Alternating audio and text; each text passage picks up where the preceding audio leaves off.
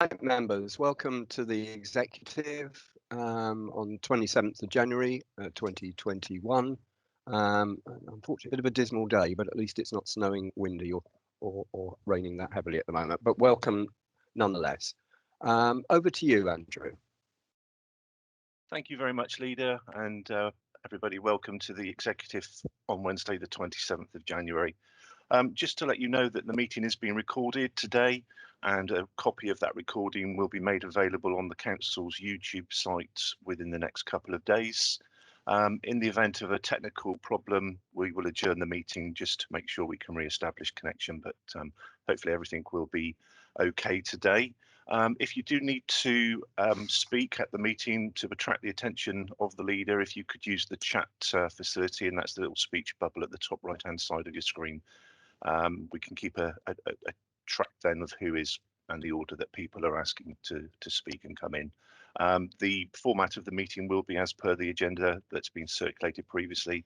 I'll now hand back to the Leader of Council to conduct the remainder of the business. Thank you very much. So thank you, Andrew. Right, I'm now going to go around each of the executive members for them to confirm that they can see and hear correctly, and I can. So yeah, Mike Caswell, Councillor Caswell. Thank you, Leader. Good morning, all. I can confirm that I can clearly see and hear everything. Thank you. Thank you. Councillor Doddridge. Yeah, good morning, everybody. Councillor Lance Doddridge, and I can see and hear everything. Thank you. Thank you. Councillor Andrew Gilling. Good morning, Leader. Thank you. I can hear and see everybody clearly. Thank you. Councillor Healy. Yeah, good morning, ladies and gentlemen. Mark Healy. I can clearly see and hear everything. Thank you. Councillor Janet Keane. Good morning, everyone. Councillor Janet Keane. I confirm I can see and hear everyone quite well. Thank you. And for the sake of completeness, Councillor Jill Slocum, is she here? No, I think she's at home. No, sorry. Yes, sorry, Leader. I'll be putting her apologies forward at the appropriate point. Thank you. Right. In that case, we'll move on to the strategic leadership team. Mr. Bamsey. Good morning, Leader. Doug Bam, Strategic Director. I confirm I can hear and see everything. Thank you. Mr. Brown. Good morning, everyone. Bob Brown, Strategic Director. I can confirm I can see and hear everyone. Wonderful. And we're joined by Mrs. Turner. Good morning, everybody. I'm Alison Turner, Assistant Director, Finance and Property, and I can confirm I can see and hear everything. Right. Melanie Wellman. Good morning, everybody. I'm Melanie Wellman, Assistant Director for Legal and Governance, and I can confirm that I can see and hear everything. Thank you. Mr. Gardner. Good morning, Adrian Gardner, Assistant Director, Environment and Regulation, and yes, I can confirm I can see and hear everything. Thank you. Thank you. And we're joined by Anna Mears today. Anna. Good morning. Yes, Anna Mears here, Climate Emergency Graduate Support. I can confirm I can see and hear everyone. And we're also joined by Mickey Green for the Somerset Waste Partnership Business Plan. Are you still there?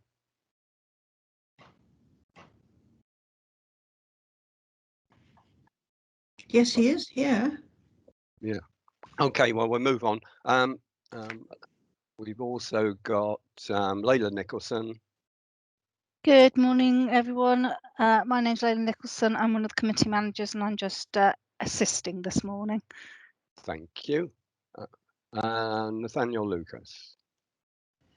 Good morning, everyone. My name is Nathaniel Lucas. I'm the Economic Development Manager at Sedgemoor District Council. I can confirm that I can see and hear everything as well. Thanks. Right. We're joined by Phil Harvey, who's representing Bill Revens this morning, and also we have Councillor Brian Smedley with us today as well. And last but by no means least, the Chief Executive. Thank you. Good morning, everybody. I can see and hear you all perfectly. Thank you. Thank you. Right. I don't believe I've left anybody else off. Andrew, have I? No, Leader. Thank you. Right, in which case, do you have any apologies for absence? Yes, apologies today from Councillor Jill Slocum. Yeah, she's recovering at home after having an operation on Monday on her knee.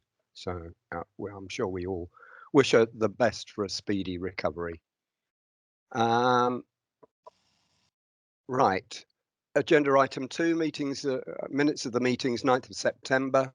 I'm going to ask you if there's anyone against the approval of the minutes as a correct record.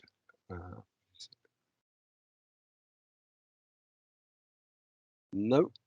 In that case, they're approved as a true and fair record. Thank you. Item number 3, declarations of interest. Do we have any declarations of interest? Yes, Leader. On the last item, the housing enforcement, I'm a member of the Board of Homes. Councillor Gilling or Councillor Keane, do either of you want to do an introduction before I go to Mr. Gardner? Andrew, would you like? Not some confusion as to which one of us might have been fronting up this report, but nevertheless, I can only point you towards the executive summary, and I think that gives a very clear and a clear record of what is proposed. And I suggest we hand over to Mickey Green or Janet as well if she wishes to comment. Okay, in that case, that's a fair introduction. Mr. Gardner, is there anything you wish to say by way of introduction of Mickey? Thank you, Leader. So this is the annual report that you'll be familiar with seeing the opportunity to comment on the draft business plan from the Somerset Waste Partnership, and any comments that you give will be fed back to the Somerset Waste Board at their next meeting in February. The main business is to adopt the business plan, which is appended. I won't go through that as Mickey will be giving a presentation, but it's a comprehensive document with a wide range of proposals. I'll just mention 2. Obviously, Recycle More is the change of service provision, and we are scheduled for February 2022 for that to be introduced into Sedgemoor. So this financial year coming, and Mickey will go through and give a lot more detail on that. And the other thing I'd probably just note is there's, as you will see, there's quite some overlap on the environmental front with the climate change agenda, which is later on this agenda. And Mickey may draw out 1 or 2 interesting points that, where this service is contributing to that agenda. So the report is asking you to approve the business plan, to approve the budget, and the budget has been thoroughly vetted by Alison Turner, the Section 151 officer, and is built within our Sedgemoor budget, so that is very compliant with our financial planning. And finally, to say that the report seeks to refresh delegations to the Waste Partnership for taking certain enforcement action relating to waste. These are delegations that we have given previously, but are being refreshed to make sure they are fully operational and give Waste Partnership the power to enforce as a last resort. So with that brief introduction, I'll hand over to Mickey Green, who has a presentation for you. Thank you. Thanks, Adrian. Thanks, Leader. I will just share my screen, and apologies, my Teams does appear to be a bit glitchy this morning, so if I drop out, I'll try and come straight back in. Thank you. I think we're all a bit glitchy this morning with Teams, so don't worry about it. Make sure I open up the right one, sorry.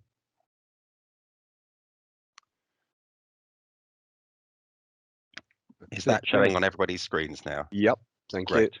All right, thank you.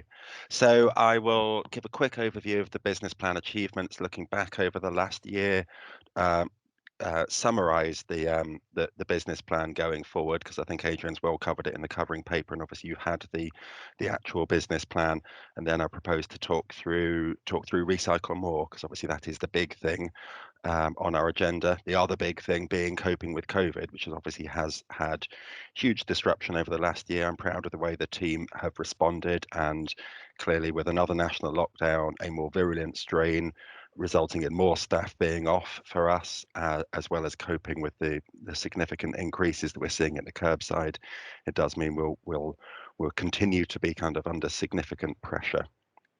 Given that, I'm really pleased with what we achieved last year. So we successfully rolled out Slim My Waste, Feed My Face campaign. We didn't quite cover all of Sedgemoor or West Somerset, because we had to suspend it when COVID first hit. But we have seen significant increases in food waste recycling, just as we hoped from that. We moved away from landfill to energy from waste, and I'll touch in the business plan looking forward about how that's not the end of what we're trying to achieve there. It's kind of the end of the beginning. So lots more to do in that sphere. I'm particularly proud, you'll have probably heard me say each time I've come in the last few years, that around 90% of our recycling has stayed in the UK. With our new contract with Suez and some contractual tweaks we did with Residual for the recycling centre waste, actually we've got that up to 98% staying in the UK, so I'm particularly proud of that. It was always going to be an incredibly busy year for us, even without COVID. That transition to a new collection contract, to bringing in a whole new fleet of vehicles, new IT systems, new processes. What we didn't plan for was that coinciding with COVID. So obviously there was some disruption to services in that early days. But later on a slide, I think I've got a slide which shows how the level of missed collections has significantly reduced over the course of the year. One of the kind of behind the scenes things, but that we're starting to see the benefits of now, is our new customer relationship management system, which obviously had to wire into Suez and wire into your system and all the other partners, and how that harnesses the in-cab technology, meaning that crews can report things, your customer services operators therefore can see that same information if there's an exception on a property, and also that gives us a lot more power in terms of understanding where we might target actions in the future. I'll cover Recycle More in more detail, but hopefully, as you know, we rolled that out in Mendip in the autumn. We had to revise the rollout timetable to reflect the impact COVID was happening, but what we did is compress that time scale so that it still ends at the same point, February next year, as Adrian said. Moving on to kind of climate change things, we refreshed our developers guidance. We need to do that periodically anyway, and obviously we've got different vehicles with different turning circles, etc. The important change there though is making it more climate change focused. So we've moved the default so that actually we're expecting more homes to be built so that they can access the curbside service, and we'll continue to work with your planners to find ways that aren't just reliant on embedding it in the local plan, but all the other tools we can use to encourage developers to do that. And yeah, lots more work which I'll touch on in terms of working with Adrian and others on the joint climate change strategy, and clearly coping with the impact of COVID. So looking forward, a similar format to previous years. We've always kind of had that kind of 3 outcome structure around delivering excellent services, changing behaviours. What we've done is tweak the third one to reflect the importance of the climate change agenda. It's always been within our plan, but we just really wanted to highlight it. So highlighting tackling climate change as one of our absolutely critical outcomes. We've restructured beneath that again to reflect the fact that reduction and reuse are critical for us, as well as recycling. We want to do a lot more on reuse. Some of these pieces of work have been a bit delayed, if I'm honest, by the pressures of COVID, but we're still determined to make progress. We've got 2 new sections there around decarbonising residual waste. So on that one, that's activities around addressing what goes into our rubbish. So as you know, Recycle More will take a lot more material, and particularly carbon intensive material out. So we're keen to work to see what more we can do to take more material out. Then work to maximise the efficiency of that energy from waste plant. We're expecting the kind of adjacent plastics processing facility to come online in spring this year, despite COVID. And that's important because it means that we'll be using some of the heat as well as the electricity from burning our rubbish to power that, and that makes the plant much more efficient. And then down the line, there's kind of carbon capture and use options. Decarbonizing our operations looks at our fleet, and lots of the things we're doing are kind of more behind the scenes in terms of route optimization. So we're driving fewer miles, and the technology we've got on the vehicles, which enables us to monitor things like idling, harsh braking, harsh acceleration. But then there are kind of the more obvious kind of in-your-face things. So exploring electric vehicles. We will be having a few trials of electric refuse vehicles over the next few years, but over the next few months, sorry. But it's still a long haul to get there. We're also looking at the opportunities to green our depots. Tackling non-household waste starts to look at some of the wider climate change things. So obviously we provide services to schools. We want to further improve that.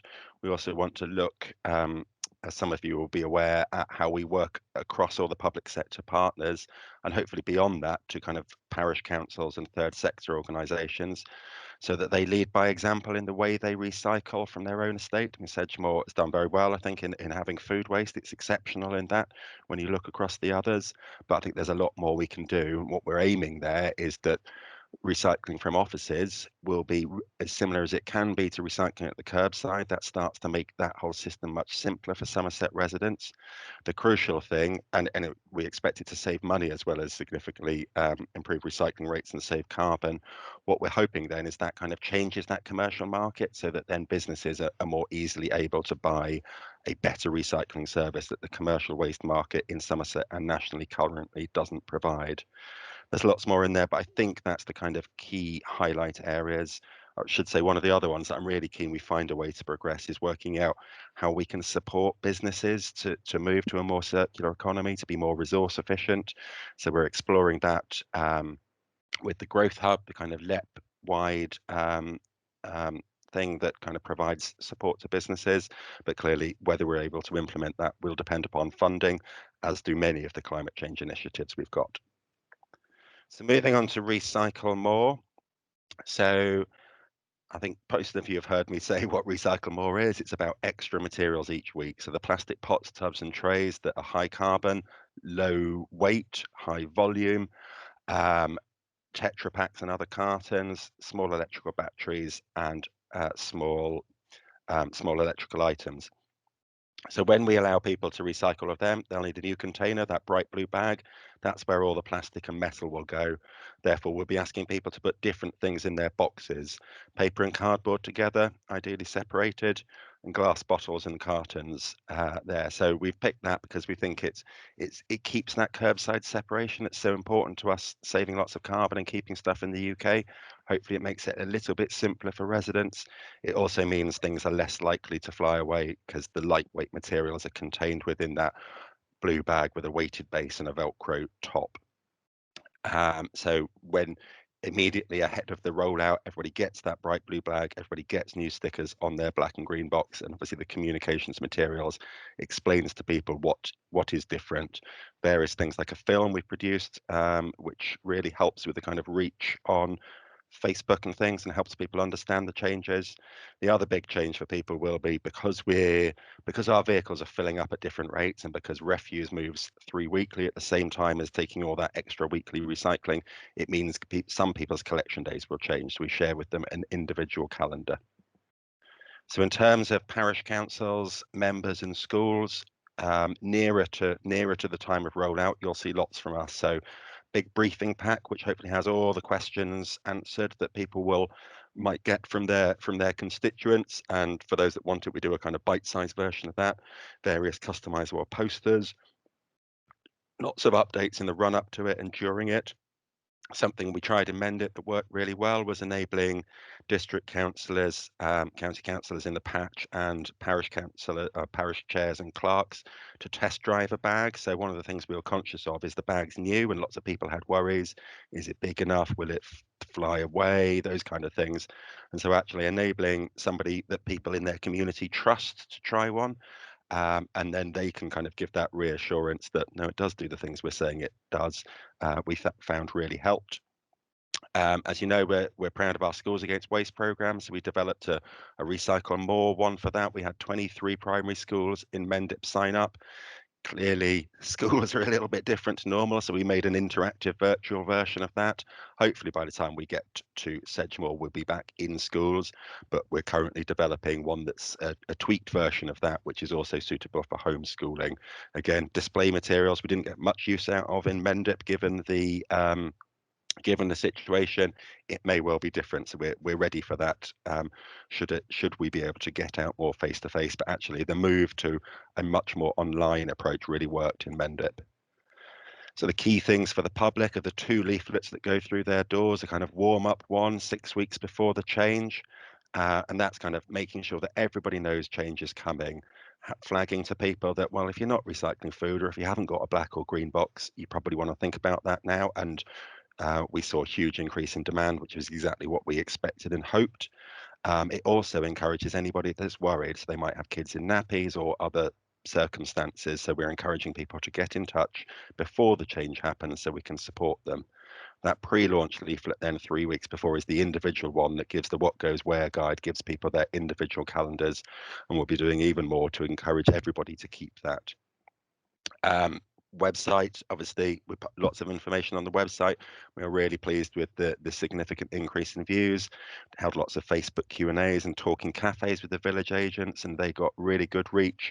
And one of the kind of benefits, if you like, of lockdown is that actually loads more people have wanted to engage with us on social media. So we've beefed up our resources for the creation of kind of the content we put on it, and also to ensure we've got that ability to respond quickly to people's questions. And those numbers speak for themselves, I think, in terms of our success in using that channel.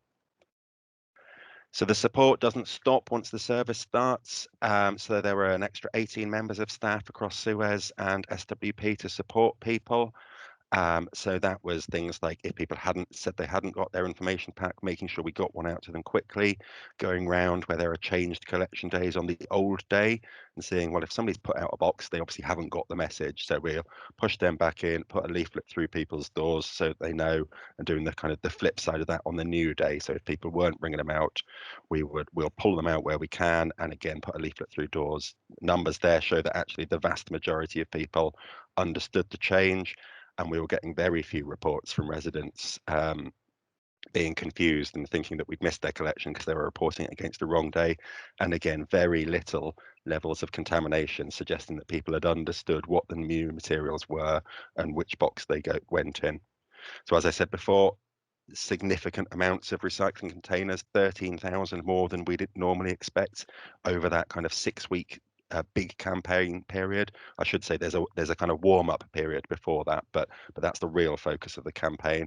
And we had fewer than we expected in terms of requests for people needing extra capacity, but we did triage it, prioritize it, and supported people. So you can see there the extra bins and the sets of extra waste stickers we provided to people. Down the bottom there, you can kind of see those spikes in terms of orders, and we'll work closely with your customer services. We predicted the demand for Mendip, worked with their customer services so they were resourced up for it. We've obviously updated those predictions, learning from Mendip, and we'll have learned more by the time we get round to Sedgemoor. Obviously, we particularly, as you know, we had that extremely challenging period of a new contract and COVID and lockdown hitting us. So we had considerable work to do with Suez to improve mist collection performance, but I'm pleased with the progress we've made. We're not resting on our laurels. There's more to do, especially on garden, but I think those numbers kind of speak for themselves, and that standard of 45 misses per 100,000 collections is much more stringent than we ever had under Kia.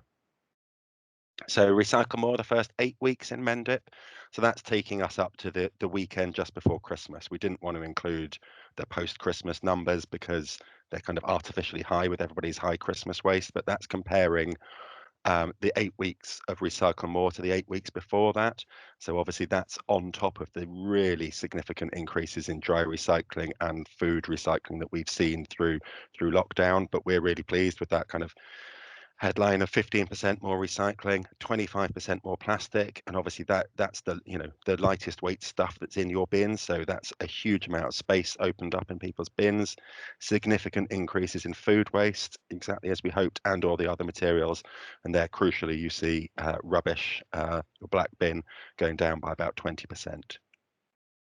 So in terms of the timetable, we're moving round to South Somerset next. Then we moved round to the Old Taunton Dean area before a combined Sedgemoor and West Somerset phase. And just to remind you of the rationale for phasing, it's partly to do with the fact that we need to phase the depot upgrades. So we're currently doing work on the Taunton and Bridgewater depots. We'll then come round to the Roughmoor depot in Willerton last, partly to try and best align with district boundaries, and the other factors. I guess the crucial reason is we can't make phase sizes too large because so much of this isn't the service change, it's about the behaviour change, and therefore we need to be able to focus the right support to help people through it. So that was a very quick canter through the business plan and the approach to recycle more. Obviously, nearer the time, we'll come back lots more to answer all of your questions you'll understandably have about ahead of the rollout for recycle more. And we have applied the learning already from Mendip to our plans for South Somerset, and clearly there'll be more things and more challenges, if I'm honest, because we're expecting another hard year with COVID in terms of disruption to our kind of day-to-day operations. Thank you. Thank you. I mean, I think we're all fairly impressed with the standards that have been maintained through the COVID situation. All public services are under pressure, but certainly one of our worries was that if refuse and recycling collections were to dip, then that would hit everybody particularly hard, and I think I speak for the whole council in thanking you and the teams for everything that you've done to maintain those services in these extremely challenging times.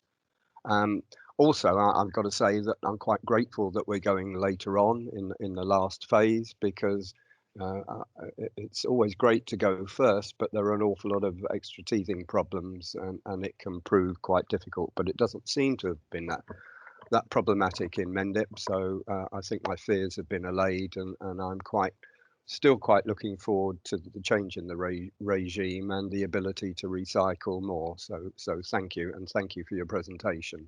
Members of council, any comments or questions before I go to the executive? Councillor Smedley. No, I just want to say that we do support the direction of travel here. We're very keen on obviously increased recycling and the refill campaign and the electric vehicle investigation, looking at how new homes can be included in this, and generally the underlying role of climate change in all of this. So we're very supportive of that. We have historically opposed the 3-week recycling, but we don't oppose that at the moment. But the crucial thing is the engagement period. I'm just wondering whether you feel that 6-week engagement period you mentioned, with a slight bit in advance of that, is adequate, because taking people with you on this is very important. Let's ask a bit more about that one. Yeah, I mean, there's another slide I could have shown, but I just haven't got the detail date specifically for Sedgemoor yet. But for the couple of months before, we treat it as kind of that warm-up engagement period where you will see a lot more from us.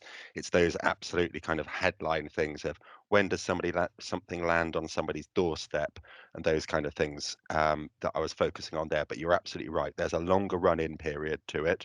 One of the changes we did make because of COVID was originally they were going to be 8-week and 4-week leaflets, and we changed them to the frequency you can see there, and we're going to continue that for the next few rollouts. We will make a decision nearer the time, I think, based on circumstances as to whether we go back to 8-week and 4-week, or we stick at the 6-week and 3-week. As the leader said, actually, it worked well in Mendip doing it that way, but we may revert there. But I think we just, I haven't got the crystal ball to tell that. But yeah, don't worry, there will be a longer run in than just that period. What we're trying to balance though is if you tell people things too quick, too early, they start thinking, oh, the change is now, and that causes operational difficulties for us with people behaving differently there and then. So we're always trying to get that balance of telling people early enough so they have time to get ready, but not so early that it causes other problems. Yeah, I think the key word there is flexibility and adapting to circumstances as they change or not, and I think that's that's quite refreshing to hear. And just a slight correction on what Councillor Smedley said. It's going to a 3 weekly residual waste collection, not a 3 weekly recycling collection. That will remain on a weekly basis. Any other members of council? No? Okay, the executive then. No? Well, it does appear that we're all reasonably content, and certainly we've got 4 recommendations before us, and which I will now put to the executive en bloc. Any of the executive wish to object or abstain from the vote, please speak now or forever hold your peace. Nope. Mr. Melhuish. Thank you, Leader. Thank you, members. So that's to confirm the 4 recommendations that are in the report before you are all unanimously carried. Thank you very much. Thank you, and thank you to Mickey Green for coming along and giving a fairly complete and positive presentation to the executive this morning, for which we're very grateful. Thank you very much. All the best with the rollout. Thank you. And the business leader. Leader, before Mickey leaves, can I just add an aside that during his presentation, the recycle van turned up outside of my back door and completed its process within seconds. So it was a very efficient service. And I thank you for that. And I thank everybody within his team for all the efficiency that they've put into the scheme. Thank you. I will pass that on. Yeah. And hopefully it was on the right day. It was, yes. And it didn't linger to put stickers on our existing bins either, thankfully. Okay, good. Thank you very much. Thank you very much, Mickey. Thank you very much, Adrian. Then moving on, members, to the Somerset Growth and Recovery Plan. Unfortunately, in the absence of Councillor Slocum, I will give a brief introduction. Many members will have seen this already. As it went through its embryonic stage, it's vital that we provide this report, although it's not mandatory to do so. It's vital that we look ahead at the possibilities where we can intervene and make a difference in any growth and recovery throughout Sedgemoor and Somerset. So without further ado, Mr. Bamsey, do you want to introduce? Thank you, Leader. That was a very, very eloquent and absolutely what we should be saying in terms of introduction. So, well, that was very good. I think I'd just like to pass on to Nathaniel, if I might, please. Thanks, Doug. Yes, as the leader said, the focus of this report is the Somerset Recovery and Growth Plan. So I'm going to canter through the report, and then obviously please feel free to ask any questions at the end. So the report itself covers the background to the development of the Recovery and Growth Plan. It also outlines in brief the information contained within it, and then finally, as part of the recommendations, seeks approval from the executive today, confirming the agreement that the Somerset Recovery and Growth Plan can be submitted to government early 21. So just to sum up the recommendations, they are: so number 1, note the information contained within the report and associated appendix. 2, use the information contained within the report and the associated appendix to confirm that the Recovery and Growth Plan has provided a solid foundation to support Sedgemoor's economy. And then finally, as I've already outlined, so to approve the submission of the plan, and also any further decisions in relation to the plan, delegate future decisions to the Strategic Director, Doug Bamsey, in consultation with the portfolio holder, Jill, who is not here today. So in terms of the background, clearly everyone's aware of the wide-ranging impact of COVID-19 on the national and the local economy, and so it was decided between the 5 local authorities of Somerset that a strategic approach was required for recovery and future long-term growth, and the result of that is the Somerset Recovery and Growth Plan. The objectives of the plan are as follows. I won't run through all of them, but I'll just pick out a few of the salient ones. So it's setting out Somerset's economic response to COVID-19 and achieving its longer-term growth potential, to show a joined-up approach by all of the Somerset local authorities, to coordinate economic development activity across Somerset, and finally making a case to government for greater support. So essentially what the plan is, or certainly the appendix to the plan is our ask to government with the aim of influencing decision makers in government, so Somerset can receive additional funding to aid in the economic recovery. What I should say as well is that the government did not request this document per se, so the 5 local authorities are taking a proactive approach to kind of setting out their stall, and like I said, it's with a view to influencing and guiding thinking within government. So those are the objectives. In terms of why have a plan, again, I won't go into detail on this because, as I say, I'm sure you're all aware of the impact on the economy from a national and local perspective, but safe to say that this plan will go some way to be able to address those impacts. Next, within the plan itself, it highlights the challenges for the economy, and this is broken down into 2 kind of areas. The first being the challenges from a COVID-19 perspective, and then second, the historic and longer term challenges as well. So in terms of COVID-19, it's reduced economic activity, increased claimant count, and impacts on well, all sectors really, but specifically around accommodation, food services, entertainment, hospitality, and recreation. And then those kind of historic challenges which the plan hopes to address is things around low productivity and wages, improved needs for infrastructure and connectivity, poor housing affordability, and deprived communities. So in addition to challenges, the plan identifies a variety of opportunities, and again, these have been broken down into 2 distinct areas. There are the high growth sector opportunities, so these are sectors such as clean growth and energy sector, aerospace and advanced engineering sector, agri-tech, and digital and data sector as well. And then the second area is around housing and growing places. So the opportunities that are highlighted within the plan include the town deal. So obviously, I'm sure you're all aware of the Bridgewater town deal, but there is also one in Glastonbury, and then the Future High Street Fund as well. So that they are bids in Taunton and Yeovil. So next, the plan itself, it draws a distinction between the different phases of recovery. So those 4 phases are, the first one is lockdown or lockdowns. Obviously, we're into our 3rd iteration of the lockdown. The next phase is restart, and again, in the same way there have been multiple lockdowns, there are clearly multiple restarts for the economy as well. The 3rd phase is around revitalisation, so that's really supporting the economy to be able to grow, and then the final phase is growth. So that's looking at that long-term sustainable economic growth.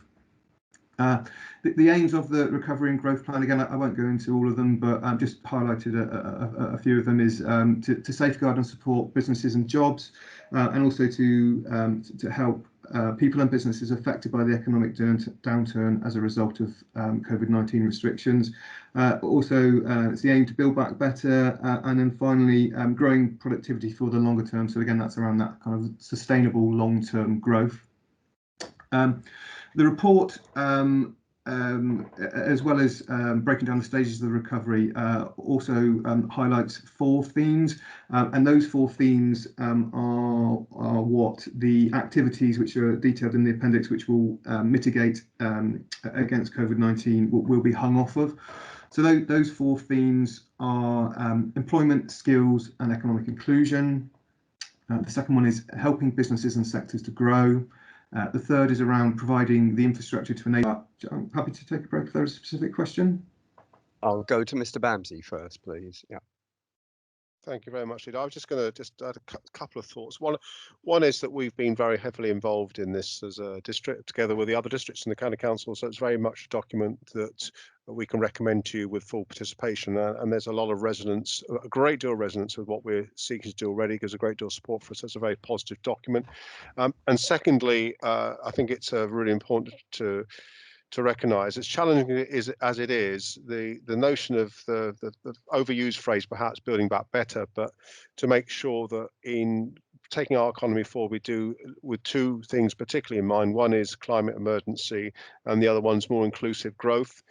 And those two things are really important to us. I think not least of which, because we've always seen those as really important to a future for Sedgemoor. But of course, we have the immediate issues of response to deal with at the same time. So it is a challenging agenda, but I think a very positive one. And as it happens, the notion of government not asking for it, but on the other hand, asking for lots of other things. We have, for example, at the moment, a further round of, via the LEP, Local Enterprise Partnership, of a further round of capital projects being sought. So it is really important that Sedgemoor and Somerset have an agenda which we can use to shape what government asks us, as they will do regularly, I'm sure, as we come out into recovery. Thank you. Thank you. And I'll just say, for the sake of being a broken record, as the Chief Exec would say, you know, there are many local authorities that have not undertaken this work at the moment. It is a moving feast, but at least you've got to have something in place that gives you a good idea of the basic work that you're going to need to build upon in order to build back the economy in the way in which you want, and the government need to be aware of it. So from my point of view, this is exactly the right time to be producing this document, and this is an exceedingly readable document, and I would recommend that everyone has the chance to look through it. And I think it doesn't need a great deal of explanation of what it says. It is an easy read, and I'm very grateful for that. I've got Phil Harvey, Councillor Harvey. Thank you, Leader. I would echo your comments on the document. I think the fact that it is a Somerset-wide document agreed by all 5 local authorities is extremely useful, and it will show the government that there is significant cross-party support for what is being proposed. I've got a couple of points I'd just like to make. Obviously, I don't want to talk about the document as a whole because that would take us far too long. I just want to concentrate on the, if you like, high street regeneration. The document picks out the 4 towns that already have had government funds, and then, of course, 4 more towns which it talks about prioritising. None of those other 4 towns, of course, are in Sedgemoor, and I would hope that we would use this document as, if you like, an overall guidance, but within it develop our own policies. I know that Doug and Janet and myself and others are working on hybrid regeneration, so I would not like hybrid to get left out of this. So I would hope that the ideas in this document can be applied further down to other places that aren't mentioned. And the second point I'd like to make is it is a very ambitious document. There's an enormous amount of work here. And I just wonder whether Doug or Nathaniel or yourself would like to comment on whether we actually have sufficient deliver the activities in there, you know, and some of them they won't be instantly delivered. Some of them were all, so it is going to be a mix. But yeah, absolutely, both, you know, and that was the fundamental point of the document, that it is all of the 5 local authorities working together. So yes, you know, we absolutely we will be able to deliver it as an economic development team in Sedgemoor.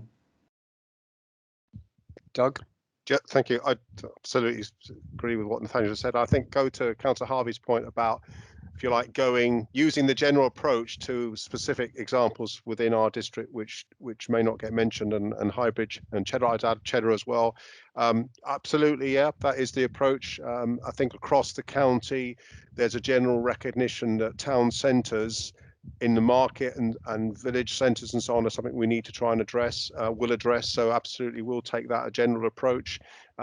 So you know, in a fundamental thing, just to add to what Nathaniel said about partnership, you know, very much this is a document that we'd ask the LEP to participate in and deliver, and all the other organisations. And there's a multi-agency recovery group, for example, in Somerset, which includes health, which includes the police, and a range of other organisations that actually we would very much want to get behind this. So I think that's how we will do it. Having said that, we always like a challenge, and I think we need to be ambitious for our locality, clearly, as we always are.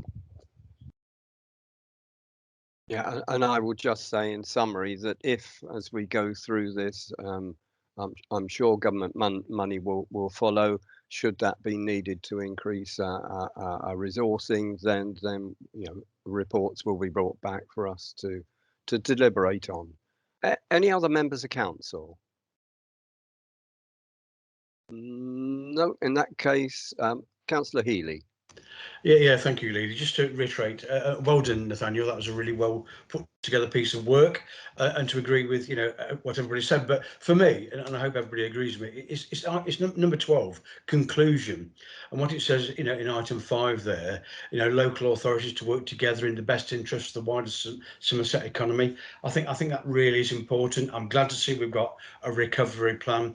I know we've had the discussion with the leaders and other recently that there are possibly other authorities that aren't up to speed as well as we are. So I'm personally grateful. I think it's good for, it is good for when we come out of this unfortunate incident we find ourselves in at the moment. And I say, just to reiterate, I'm glad we've got a plan going forward that helps the population. Thank you, Leader. No, thank you. And I think we'd all agree that the time to start planning is not when you're out of the current situation. It's before you are out of it, and you can plan ahead for the various options that are going to be required through recovery. Members of Executive, any other comments or questions? Councillor Gilling.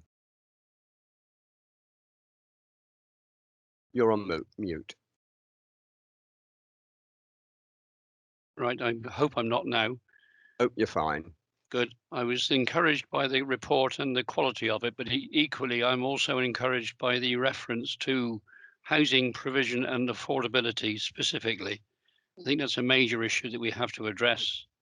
And knowing the pressures under which the current housing provision team are under, I think it's important that we make as much capital out of that as is humanly possible, so long as we're aware of the fact that housing is still desperately needed across the district, across the nation in point of fact, but across the district specifically.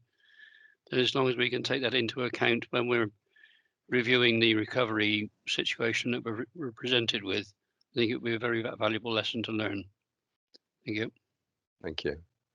Yes, and I'll say, I think it's, as you say, it's a national issue. One of the casualties of during the COVID lockdown processes has been the lack of homes that have been built, which has only added to the pressure. And again, all credit to our homelessness teams in the work that they've done during this period. Members of the Executive, any other comments or questions? Oh, Mr. Bams, anything you wish to say in summary? No, yes, the answer is yes, isn't it? Well, the answer isn't no, is it? Just picking up quickly on Councillor Gilling's point, one of the subtleties of this is that housing is an integral part of recovery, and it's woven in, and therefore we always use housing as a direct recovery mechanism because of course of the economy, but of course significantly about what it delivers in terms of homes. So that's always going to be the case, and we're very innovative on using housing, and that's why that notion of that strategy for delivering across the wider Somerset is really important. But no, I'd just like to say I think the positive comments from the executive today is very, very reassuring and helpful, because this very much needs to be our strategy as well as it is a Somerset-wide one. So thank you for the debate. It's very positive. And I'd just say that it's always been our guiding light that you can't have economic growth without housing growth, and equally you can't have housing growth without economic growth. And I'm glad we were able to impress that upon our nearest and dearest neighbours. So because it works, and it's the only way to go. So very true. Right, members of the executive, there are 3 recommendations before you, conveniently numbered recommendation 1, 2 and 3. I make the proposal for all of them to be put forward for your approval. Anyone dissenting or abstaining, please speak now. Mr. Melchior. Thank you very much, Leader, members. And so the 3 recommendations in respect of the Somerset Growth and Recovery Plan are unanimously carried. Thank you. Thank you, and thank you for Nathaniel for coming along today and being so eloquent in your presentation. Thank you. Moving on then to agenda item 8, Sedgemoor Climate Change and Emergency Strategy and Action Plan. And we're joined, I think, by Anna Mears, and before that, I'll pass over to Councillor Keane. Thank you. Janet. Thank you, Leader, and thank you, members.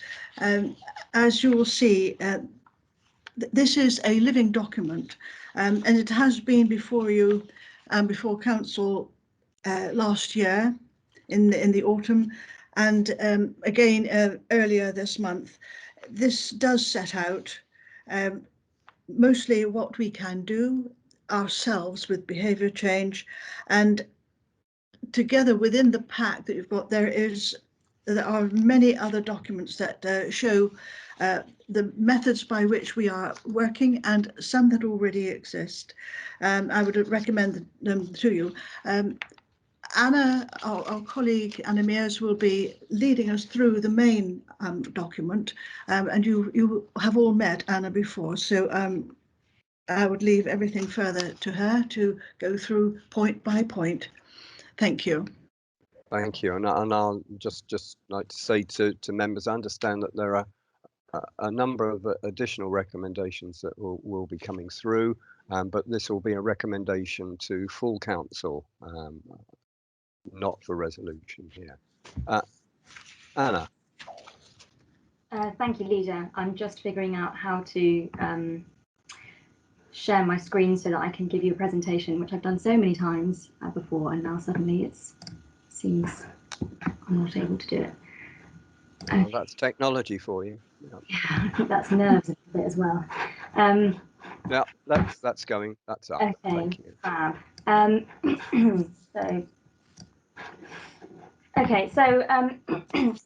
So Councillor Keane has given a bit of an introduction to what the documents are. They've been through scrutiny before in September last year and again January now. So hopefully everyone's very familiar with the documents. So I won't talk in too much detail because they're quite long through each thing. But just an overview. So we have the climate emergency strategy. All of these have been written after we as a council declared a climate emergency in 2019.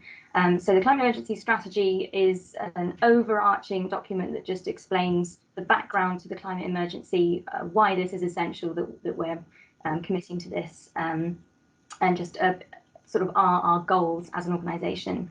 The action plan itself is 17 pages long and is sort of recommended actions of how we intend to become carbon neutral by 2030. And the third document is the supporting evidence, which is a lot more background information. If you want to find out more about some of the initiatives that we're suggesting in the action plan, then you can find out more in the supporting evidence. Now, for today, I'll just talk you through some of the amendments that have been made, recommended amendments following scrutiny in this January on the 11th. There were a few amendments that were suggested by a working group that was made up of representatives of each of the political groups that met shortly after scrutiny a few weeks ago. Most of the amendments there was just a few small changes to wording and a few small ones, but the key ones to make note of here that have been recommended by scrutiny are to appoint a portfolio holder for climate change. What's the second one? To also develop a governance and monitoring structure. So we've edited the strategy and we've included a paragraph that sort of explains about the difficult decisions that will be made, but how we've got this action plan and we do intend to follow through on these actions. But as we go, we will have to find a balance between the benefits that each action will bring and the potential financial challenges, that sort of thing. And finally, Community Scrutiny Committee recommended that we also declare an ecological emergency in Sedgemoor. The ecological emergency is about the immediate environment around us, and I think that that's potentially something that I will make another report and bring that another time, because that I think could require a lot more discussion. It's not as significant as the climate emergency. The climate emergency is about carbon neutral 2030, and that's sort of what we've already declared. The ecological emergency would be separate to this, but I imagine that a lot of the content would be probably already included in our action plan. We have a section on nature and the immediate environment. So I don't think it would be as big a process as the climate emergency. But those are the 3 recommendations from scrutiny. I'll also draw your attention to the consultation that we commissioned the Somerset Climate Action Network to do. That happened in, so this was recommended by scrutiny in September 2020. And it was carried out in November and December 2020. So Somerset Climate Action Network worked with Hopestone Research to conduct interviews and surveys. They spoke with young residents and adult residents, community groups, and Sedgemoor District Council councillors and some homes and Sedgemoor tenants to find out what the climate change priorities are of residents in Sedgemoor, to sort of get an understanding of how residents feel, how concerned residents are about the climate emergency, and to understand also if our actions in our action plan do align with the priorities that residents in Sedgemoor feel need to happen.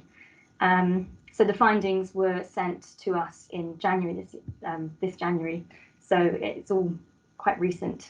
The main findings were that residents are happy that generally the priorities for residents in Sedgemoor do align with what we have put in the action plan. Although it was felt by Somerset Climate Action Network that there was perhaps not as much understanding amongst residents about what the climate emergency means. So we asked residents what they, if they understood what carbon neutrality meant. And while most residents did seem to understand it, it was not what you would hope for. So they found that residents do expect the council to lead by example. So that's things like our domestic sort of activities within the council. So for example, on page 3 of the climate emergency action plan, we've mentioned about encouraging staff to cycle to work and green travel within our own organisation. And also on page 5 in the waste section, we're talking about reducing waste within the council, and this will hopefully show others that we are committed. And also encourage other businesses and individuals to follow our lead. They recommended there is a need for greater communication about the environmental projects that we are doing in the council, and also general awareness of the issue. So we have included the Environmental Champion Scheme, which is where individuals can become ambassadors for the issue and raise awareness in their communities, and we will provide them with toolkits and information on the climate emergency to sort of generate that interest and spread information. They also recommended that we do have an opportunity now with the behaviour change that's happened as a result of the pandemic, things like working from home. So we've mentioned that we would like to see staff working from home at least 50% of the time. So that's on page 4 of the action plan. And also there's a big focus on shopping local and buying locally produced food in the food and agriculture section on page 14 and 15. So that's another big recommendation from them. And again, the Somerset Climate Action Network found that residents would support us declaring an ecological emergency, especially amongst young Sedgemoor residents. There was definitely an appetite for declaring an ecological emergency. Again, I think that might require discussion at a future meeting. So, yeah, overall, those are sort of the changes and the process that's happened since we last brought the report to scrutiny. And I would highlight that it will sit underneath the Somerset-wide climate emergency strategy, which is a joint report from all of the Somerset councils, and that came through executive in November. So this is to sort of sit alongside that and work with that, just to clarify that at the beginning. So yeah, I'm happy to take any questions, and that's everything from me.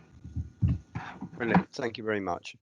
Before we go to members of the council for any questions, portfolio holder, Councillor Keane. Thank you, Leader. Just to emphasise everything that Anna has said, communication will play a great part in achieving the behaviour change, and it's very easy for everyone to say, oh, someone else will be doing this in the distance, but they won't. It is each person, one must do it, not rely on somebody else. There is a need for an ecology emergency declaration, but that is going to require us to have some governmental changes in certain laws, because it does in many ways conflict with planning. There is also, side by side with that, the County Council has a pollinator policy, but I have not been given permission to share that because I believe it is still in its draft form, but it is a very comprehensive and well-written document. Thank you. I just wanted to add those extra points. Thank you. Yeah, I think it's important. Yeah, I must apologise that the document is perhaps a little later than we would have hoped coming forward, but with everything else that's been going on, it's been a difficult time. But nevertheless, I think we all welcome this document now, and we've already started undertaking a number of the actions right from the beginning. So it's just a continuation of what we will be doing. I will address the portfolio holder for climate change situation over the next few months. We may well have a new chief executive soon who may wish to make some tweaks to officer structures. I would hope to realign or have the opportunity to realign executive portfolios to the officer structure, and the officer structure to be aligned with the executive portfolios as well. So that's a discussion that will take place, and I thank you for bringing it up. Councillor Harvey. Thank you, Leader, and thank you for those comments on the suggestion that we put forward as the working party. In fact, came last year from the Community Scrutiny Committee to appoint a portfolio holder with sole responsibility. I would just like to say it is not intended in any way as a criticism of the work that Councillor Keane is doing at the moment, but we did all feel that trying to combine the health and well-being in the light of the COVID epidemic and also dealing with climate change, the biggest threat facing our species since probably we came out of the caves, was really too much for one person. I'd like to congratulate Anna on the work she's done and on the way she has managed to pull together the work of many, I should say, get my English better, many other officers in order to put this forward, and the work and she's done, of course, with the overall Somerset climate change strategy. So she's here, so thank you, Anna, for all that work.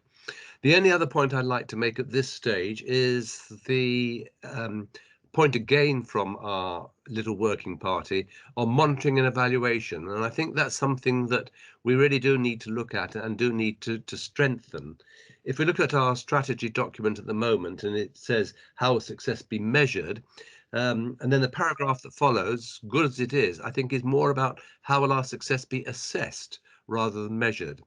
I'm come from a scientific background, and monitoring and evaluation, I like to see some facts and figures, some baseline numbers and how we're going to address those. I can see Anna is nodding. So I think that is something that over the next few months needs to be worked on with the new portfolio holder, with the working group, and internally as to how we actually do adequately monitor and evaluate. Apart from that, I am very pleased with what we have before us. So thank you, Leader. Thank you. No, I mean, as an authority, we do have a good monitoring process in place for many things, and I'm sure we can adapt that to fit the climate change strategy. But as I say, it's recommendations through to I believe, Council for adoption, and following that, we will start to address a number of the facts. But equally, I agree with you. There's no point doing something if you can't prove that you've done it and the impact that it's had on the environment that we all care so much about. Councillor Hilary Bruce. Yes, hi, thank you, Leader. Sorry if I didn't turn my video on, but bandwidth is very poor this morning. I'd also like to just say thank you to everyone involved for their hard work in this. Teresa Harvey and her team, especially Anna Mears, I know how much hard work you've done. When the strategy and action plan came through to the Community Scrutiny Committee, we were able to scrutinise it through the committee as a whole, and obviously through the working group for more in-depth scrutiny. Working group was really productive and constructive. I think I'd just like to add really that obviously the action plan is a working living document. That's something we all acknowledged. And it may well present challenges as well as opportunities as we go forward. But I think we really need to keep at the forefront of our minds that we are facing a climate emergency, and we've got to therefore ensure that the action proposed is adequately funded and is implemented without delay. I think that's all I'd like to say. Thank you. Thank you. Yes, and I hope members will be supportive of the budget when it comes forward, because I hope to include in that budget a lump of money in order that we can actually get going on this next year. Members of the executive, any comments or questions?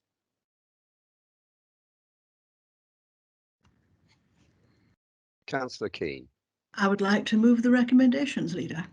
Right, recommendations are to council with the delegated authority, and as has been said on a couple of occasions, this is a living document that will be adapted and changed as we move forward and circumstances change. And on that proviso, then I put the two recommendations to you. If there is any dissenting voice or opposition, please make your views known now. No. Right, Mr. Melhuish. Thank you very much, Leader and members. So agenda item 8 is the recommendation to council for the approval of the Climate Change Emergency Strategy and Action Plan. The second for the delegation is a resolution from the executive. So those are both unanimously carried. Thank you very much. Thank you, and I'll add my thanks to Anna at this point, who's taken the bull by the horns on this and actually really got on with it, which I think was what was needed, and I think the whole council is very grateful for your input on this in very difficult circumstances. Thank you very much. Thank you. Thank you, Leader. Moving on then, I would like to go to agenda item 9. I'd warn members to get their popcorn ready. We're joined by Jessica, I think. Are we not? Yes, you are. Oh, good. Who's going to give us a brief film and presentation? I think Dave hopefully will hear me and put it all up for you. So, well, as you know, we got our brand new pilot boat last year after a little bit of a delay because of COVID, and we haven't actually. We've been out training with the crew and obviously getting to grips with a very sophisticated boat, which hopefully all of you will be able to come and have a look at in the next year. Could I just interrupt a second? Yeah. I've omitted the portfolio holder. Councillor Caswell, is there anything you wish to say by way of introduction? My apologies. Well, thank you, Leader. I'm used to being forgotten. I'm really sorry. No, just to remind the executive when he received this report that it's that we are individually and as a team responsible. We are the responsible body, and we are extremely lucky in our with our staff of having a very good harbour master and deputy harbour master. But I will draw your attention. The first part of the executive summary sums it all up, and I would also like to draw your attention, please, to the port annual audit, section 211, and what it means. This is not a little bit; it is a very, very responsible position that we have, and I've just been blasted in the ear. So I'll pass you over to Mr. Coles and the team to take you through this document. Thank you. Thank you, Councillor Caswell. So what we're going to do is there is an initial report. So if we go through the report, and then I will try and present my screen, and Jess can then show you the video of the pilot boat, if that's okay with everybody. Sounds wonderful. Like thank you.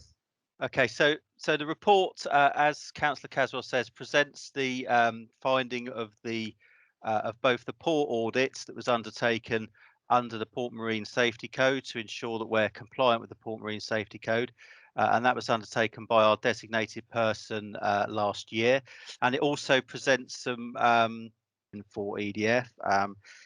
In preparing for this EDF work, so they provide us with a capital lump sum of £540,000 towards the end of last year, which will be used to pay off some of the capital expenditure that we've incurred in getting ready for the HPC deliveries. And on top of that, we've also negotiated the fees agreement, so there is now an agreement in place to streamline the payment of the rest of the fees that will be required as and when they bring barges in. So that is a positive step. One, it's secured the capital funding which we wanted, which you requested, and two, it's put in place a streamlined process for recovering fees as and when we bring in barges for them. Without any further ado on that, I think I'm just going to pass over to Keith now to go through the designated person audit, and he can summarise that for you right now. Good morning, everyone. Yes, I mean, you've had a copy of the audit anyway. It's the 5th audit that's been carried out by Jerry Stanford, who's the haven master for the Port of Bristol Port Company. Again, I mean, our safety management system is very much a dynamic system and is frequently under review and being changed. I think the biggest issues that came out of last year's audit were probably to develop a more formal process for issuing directions. Harbour masters have powers to give directions to ships.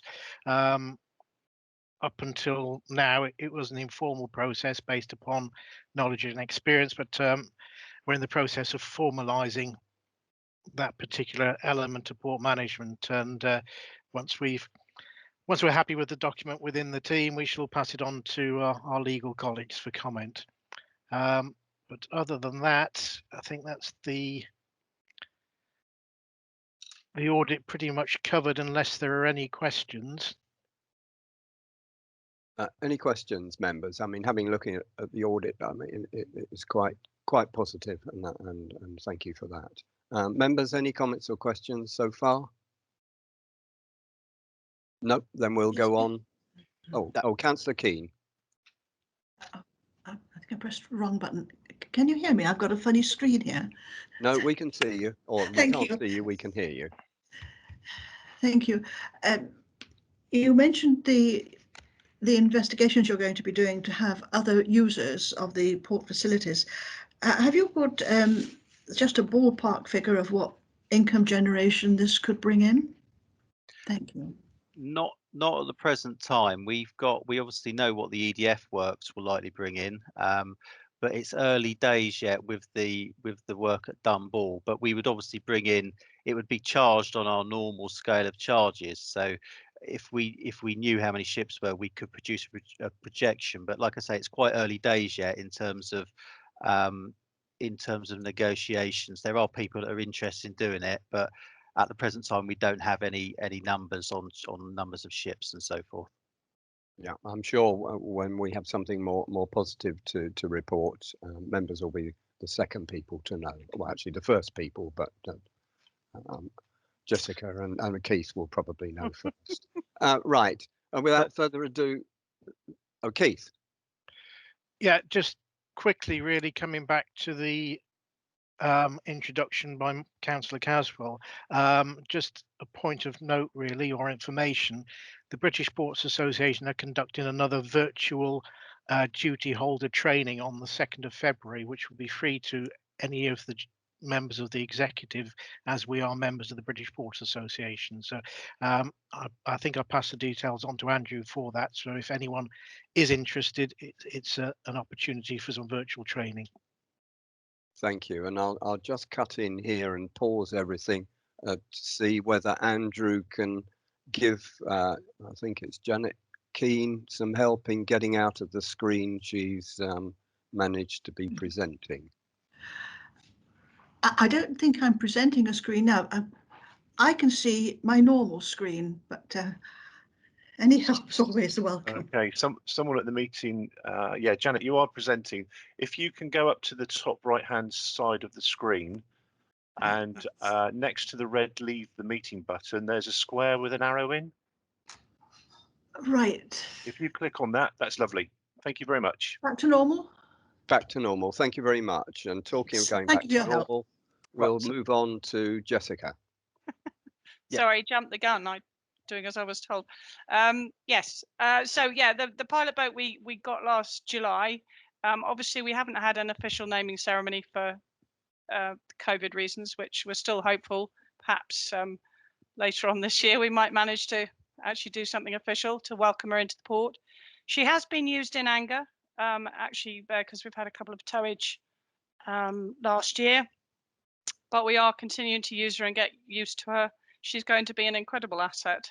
And in case many of you didn't see her coming into the port, we've got a couple of videos just to show you. I think it was one of them, I think might be the one that Keith took, and there's another one that a friend of mine took when she was screaming down the Bristol Channel from Portishead. This is her coming into the port. I'm just checking everyone can see that video and I've presented my screen correctly. Yep, we can. Thank you. Okay, let's see if it's going to work. This is off Keith's phone, so it may be a little bit slow. But this is her coming into when we first brought her into the port. So you can see she's quite a dynamic boat. She has an interesting bow, but this is all in the name of fuel efficiency and dynamic stability, so that we have a steady deck at all times and in all kinds of weathers, particularly when you're coming in alongside any ship or barge. So it means that we have a safer access onto the vessels as pilots. So that's one, and I've just got one more video quickly if I can present that one. Right. Hopefully it'll turn up. Can you see that one, or is that not one? Not yet. Right. Okay. I probably will not show the second one because Okay. I think I've got problems with my presenting. So That's fine. I will come out of presentation mode now, and we'll go on now to just to the recommendations of the report. So the recommendations of the report were to the Executive Committee as duty holder to review and note the findings of the designated person audit for 2020 and the compliance that we've achieved with the Port Marine Safety Code. And there is a second recommendation which we put in because we have to this year write to the Maritime and Coast Guard Agency confirming that we are compliant with the Port Marine Safety Code, and that has to come from the duty holder. So we were just requesting delegated authority that we can, or the Harbour Master can send that on your behalf, and that is the end of the report. Right, thank you, thank you. Councillor Harvey, do you wish to say something? No, thank you. Thank you. Any member of council comment or question before I go to the executive? Councillor Smedley. I just wanted to ask about the issues of navigation on the river, really, if you could maybe help me out. Some years ago, and I haven't heard of it for some time, councillors used to be taken out on these boats up to the estuary and back again. I'm hopeful that doesn't happen anymore, because I'm sure the public would be terrified at the prospect of a boatload of councillors falling in.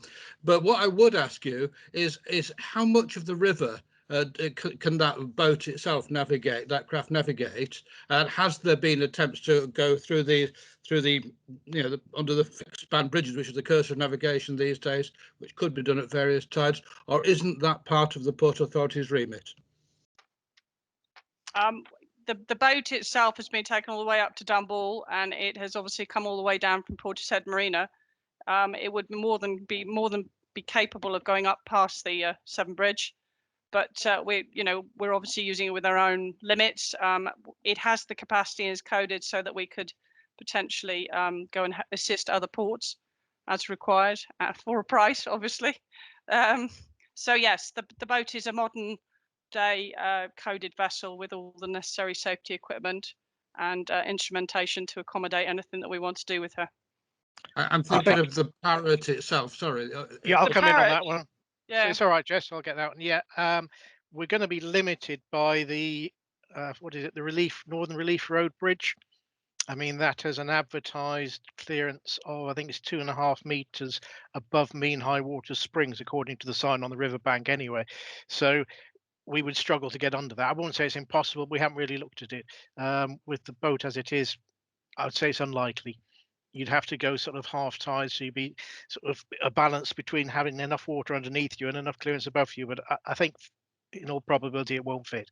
But as far as the port limits are concerned, they are, I think it's about half a mile upstream of the town bridge. So there's a section of the harbour on the River Parrot that the pilot boat wouldn't be able to navigate on.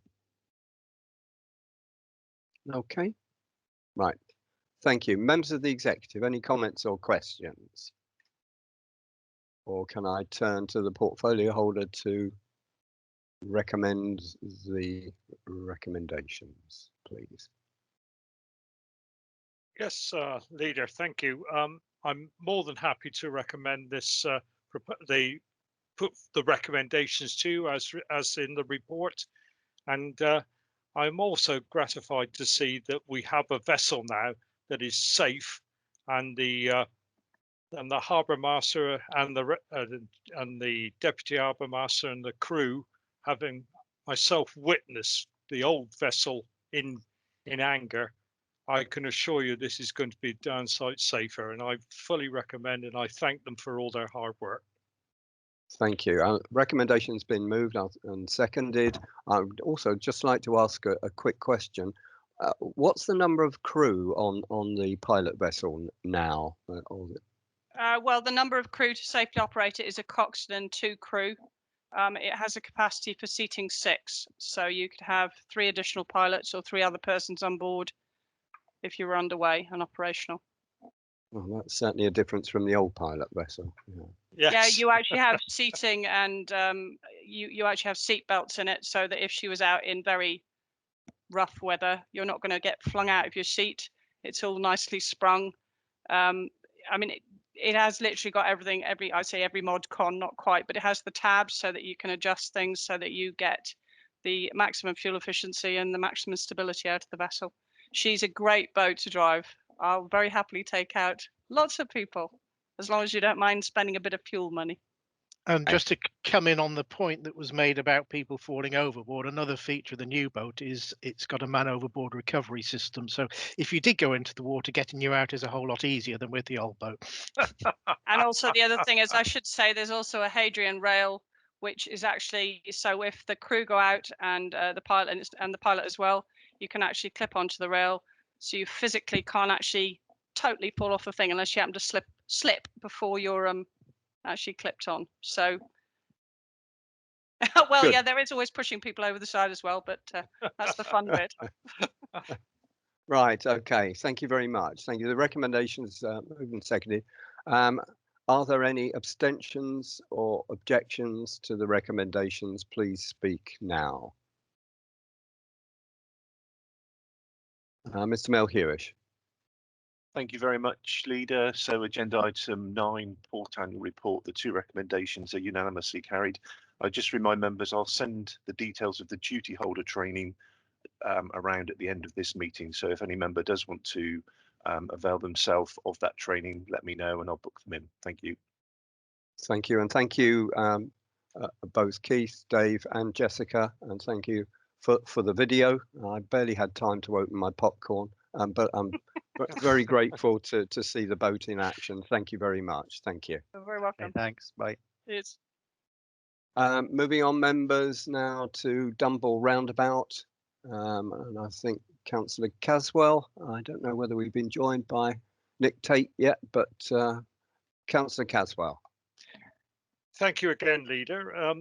Yes, this is an exciting project that is currently being held up, and this is for employment and 1,300 new homes around the Dumble Roundabout. And the team is seeking to procure some 4.7 million pounds to advance this, and I think I will hand it over to Mr. Tate, who will eloquently say talk you through the proposals better than I can. I'll pass you over to Mr. Tate. Thank you. Thank you.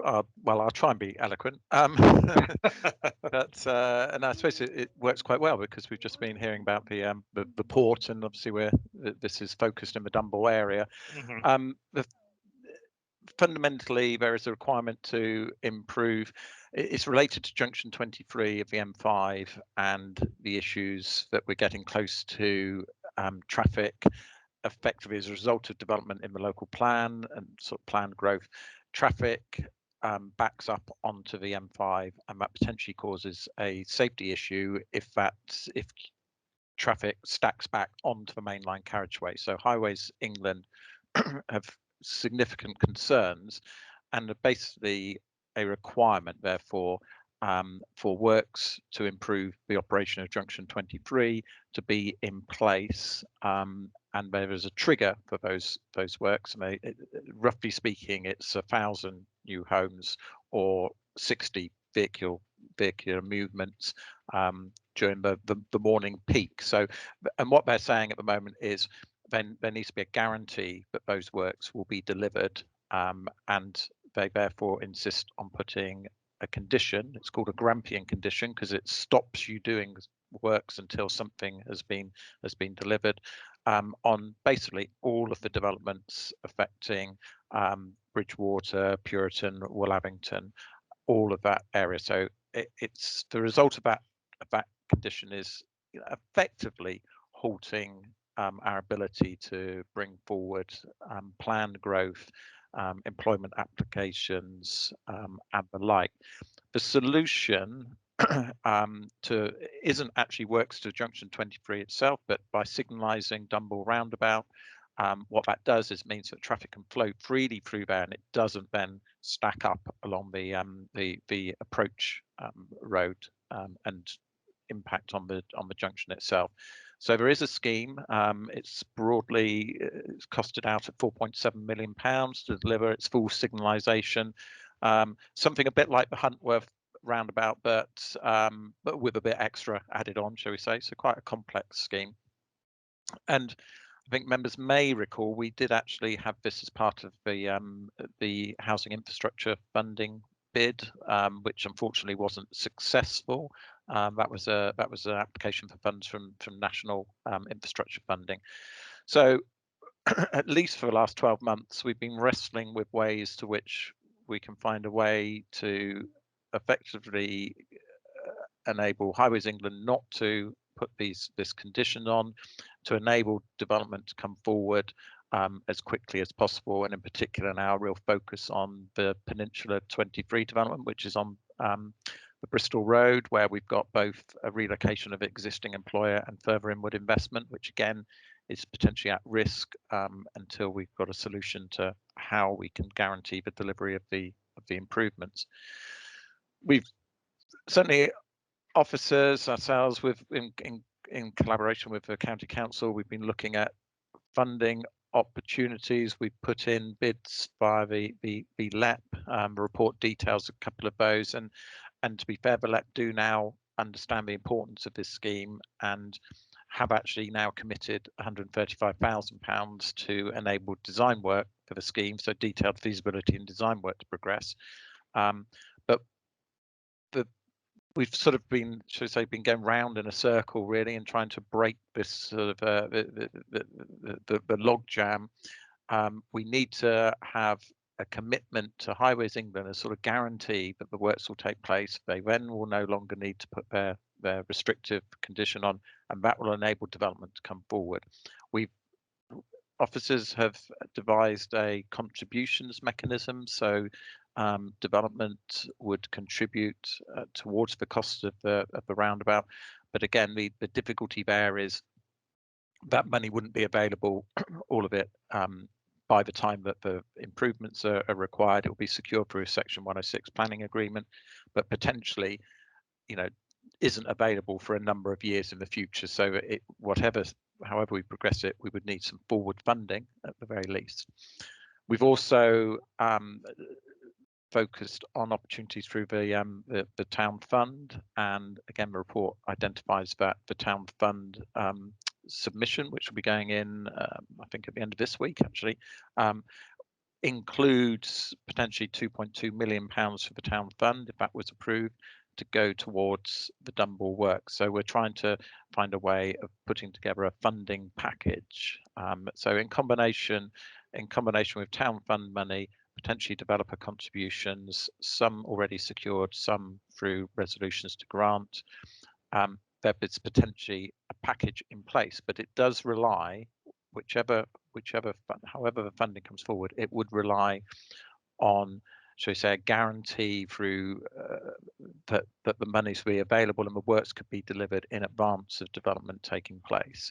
And so what the report is saying as a way to sort of actually move everything forward, to provide the confidence to Highways England, and indeed to enable development to come forward and start delivering its contributions quickly, is if the council effectively underwrites or provides a guarantee that the funding would be available by a commitment to borrow if needed.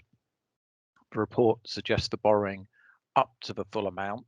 The reality is that's extremely unlikely that the full amount would need to be borrowed, because, as I say, we are securing developer contributions. We are hopeful that the town fund will have the 2.2 million, which could be used to it. And even since the report was written, it shows how quickly things are moving forward.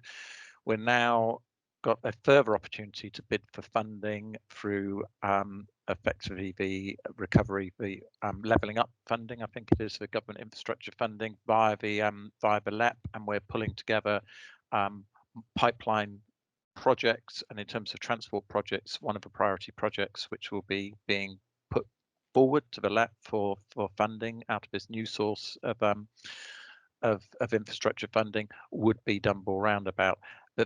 The importance of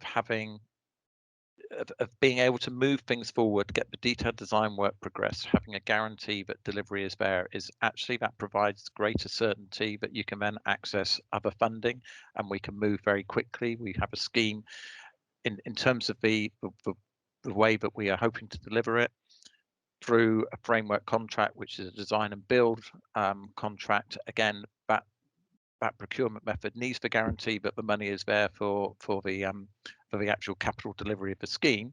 So if the council effectively gives that guarantee that it would, if needed, borrow, then the design work can move forward rapidly over the next sort of 6 months.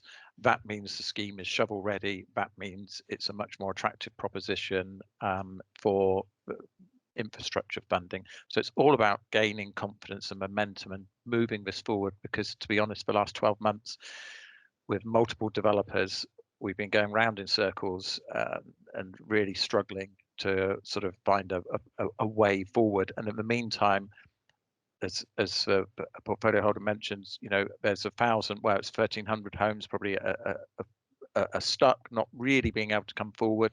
That equates to about 350 affordable homes as well within that. And critically, we've got in our employment and existing employers who are looking to expand in the district, who their expansion plans could be at risk if we can't have a robust way forward that will enable Highways England to remove their condition. So, in a nutshell, the report does it seeks, it will be a recommendation, I believe, to full council to approve the principle of borrowing up to 4.7 million to enable forward funding of the improvement works. But importantly, it highlights that additional funding opportunities will be explored as well, and are continuing to be explored to ensure that ultimately any borrowing, if required at all, will be the minimum required for the shortest period possible. So obviously happy to answer questions on this if members of the executive have those. Thank you.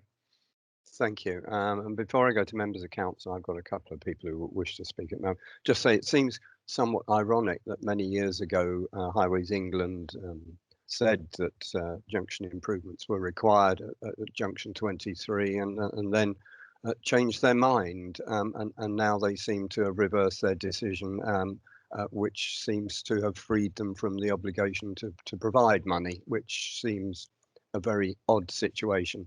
The other question that I've got to start with is,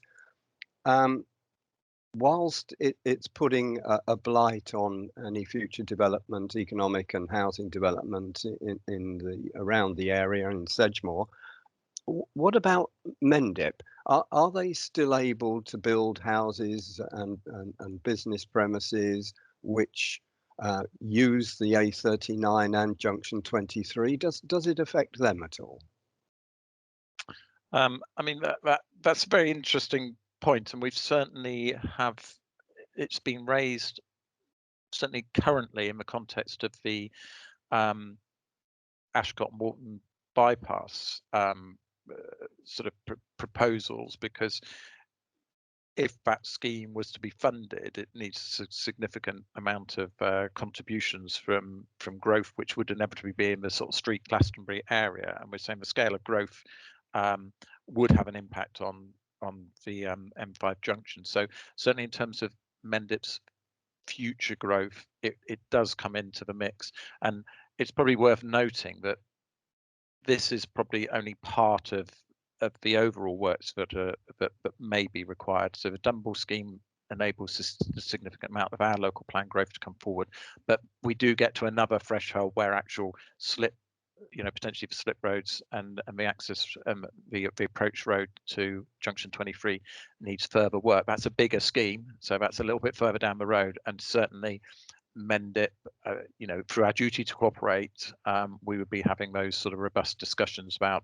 their growth plans needing to contribute to it. Okay, thank you. Right, I've got Councillor Bob Filmer. Thank you, Leader. Can you hear us okay? Oh, yes. Excellent, thank you. Was really just to welcome this proposition before you today. I think it's very positive that Sedgemoor here is acting very much as an enabling authority to facilitate the delivery of our own local plan that we've got and the growth that we've got built within it. I think it's another example of Sedgemoor proactively solving problems and dealing with issues where other organisations seem to be passing them from pillar to post, looking for someone else to deal with it. This will help deliver much needed housing within our area, and also, as it's been mentioned, the economic growth.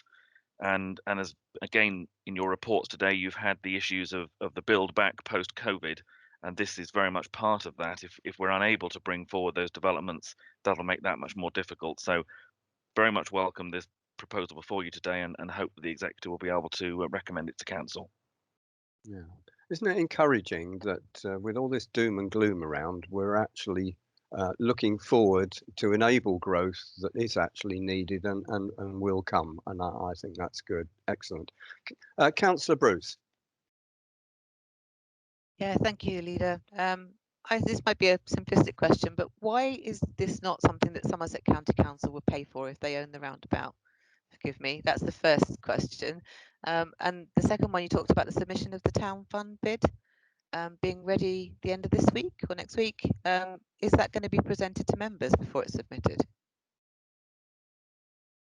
Perhaps Nick can do the first one, and perhaps Mr. Bamsey will do the second question. Yeah, I mean, in terms of the responsibilities, to be fair, it is the requirement is effectively as a result of the growth that's identified in our local plan, and it is included as an infrastructure requirement to be delivered effectively through developer or potential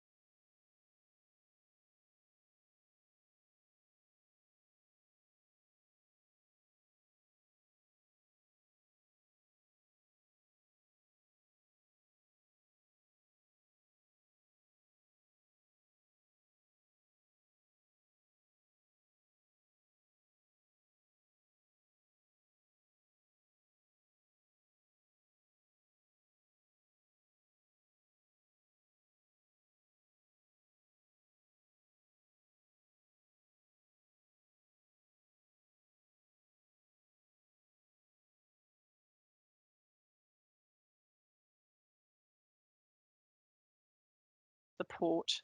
I'm just checking everyone for the video. I barely had time to